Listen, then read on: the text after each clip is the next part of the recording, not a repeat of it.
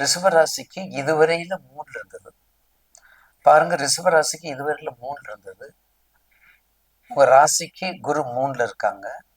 அப்போ 3ல இருந்தா ஏற்கனவே பழைய குரு பயிற்சியில 2, அதுக்கடுத்து 2024 வரும்போது உங்களுக்கு மிதனத்துக்கு, ரிஷபத்திலேருந்து உங்க வீட்டிலேருந்து மிதனத்துக்கு வந்துருச்சு.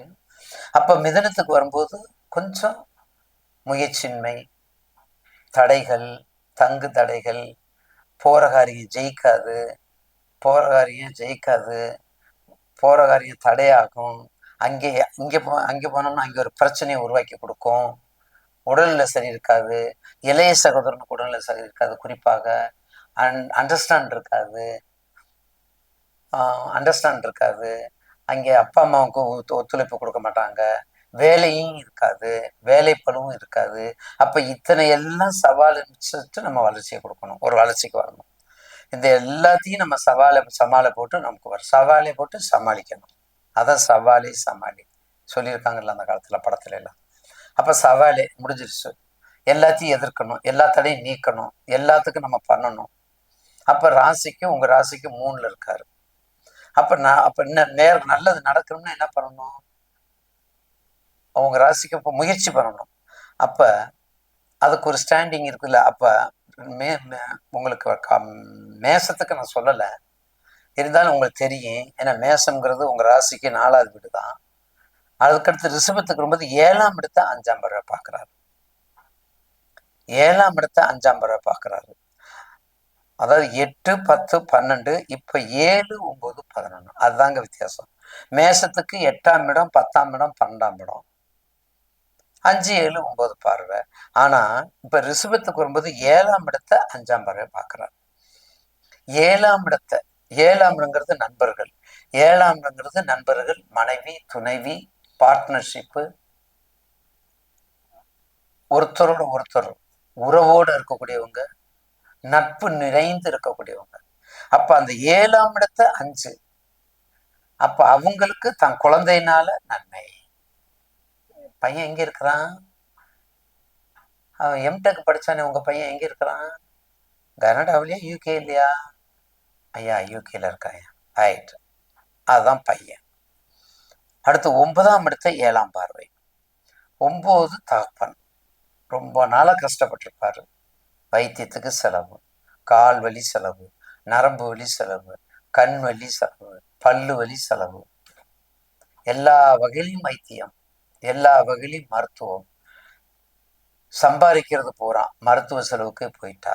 சாப்பிட்றது எப்படி, வீட்டு வாடகை எப்படி, இஎம்இ எப்படி, இபி எப்படி கட்டுறது? அப்ப எல்லாத்தையும் பார்க்கணும்ல. அப்ப 9ஆம் இடத்தை 7ஆம் பார்வை. அப்ப மனைவியினுடைய அந்த 9ஆம் இடத்தை, பாக்கியம் இடத்த யாரு நிரப்புறது? தனது நண்பர்களால நிரப்பப்படுகின்றார், மனைவினால நிரப்பப்படுகின்றார், துணைவினுடைய துணை கரம் கொண்டு நிரப்பப்படுகின்றார். ஏதாவது ஒரு வழியில வந்துடும், ஏதாவது ஒரு செய்தியில நல்லது கிடைக்கும். அதுல மாற்று கருத்து அல்ல. 11ஆம் இடம் 9ஆம் பார்வை. 11ஆம் இடம் 11 லாபாதிபதி, 11 பெரியவங்க, 11 பங்காளிக, 11 ஹை சொசைட்டில இருக்கிறவங்க. ஆனா யாரு பாக்குறது பாருங்க? 9. 11க்கு 9, 11க்கு 9. அப்ப என்ன ஆகும்? ஒரு பிடிப்பான பதவி, ஒரு உரிமையோடு இருக்கக்கூடிய பதவி, ஒரு முன்னோட்டத்தை வழிகாட்டக்கூடிய பதவி, இதெல்லாம் சேர்ந்து நமக்கு முன்னின்று நடத்தும். அதான் 11ஆம் இடத்தை 9ஆம் பார்வை. 11ஆம் இடத்தை 9ஆம் பார்வை. அப்போ கண்டிப்பாக இந்த அதிசாரம் மேசத்தை விட ஒரு 10% கம்மி தான். அது 4ஆம் இடம், இது 3ஆம் இடம் இல்லையா? அதனால மேசத்தை விட இது கொஞ்சம் கம்மி தான். இருந்தாலும் பவர் அதிகம். நிச்சயமாக பயன்படுத்திக்கோங்க. அடுத்தது அவருக்கு ரிஷபராசி கண்டிப்பாக பிரதோஷ வழிபாடு பண்ணுங்க. பிரதோஷ வழிபாடு பண்ணுங்க. தெற்முக கடவுள், அருள் தரும் கபாலி, கற்பகம்பாள், ரொம்ப வித்தியாசமான திருக்கோவில். சுவாமி இருக்கிறது மேற்கு, அம்பாள் இருக்கிறது தெற்க. இப்படி இருக்காங்க, இப்படி எல்லாம் இருக்காங்க, எல் எல் பெண்டில் இருக்காங்க. அப்ப கிட்டத்தட்ட எல்லுன்னா 90 டிகிரி தானே, ட்ரை ஆங்கிள்ங்கிறப்பல ட்ரை ஆங்கிள், அப்ப எல் 90 டிகிரி. ஏன்னா மேற்கு முகமா பாக்குறாங்க, இவங்க தெற்க இருக்காங்க, தெற்கு பேசிங்ல இருக்காங்க, அதனாலதான் பவர் அதிகம். அப்படி முன்னோர்கள் வச்சிருக்காங்க. ஞானசம்பந்த பெருமானே அது ஆச்சரியப்பட்டிருக்காரு, ஞானசம்பந்த பெருமானே ஆச்சரியப்பட்டிருக்காரு. அப்படிப்பட்ட இடம் ரிஷபராசி.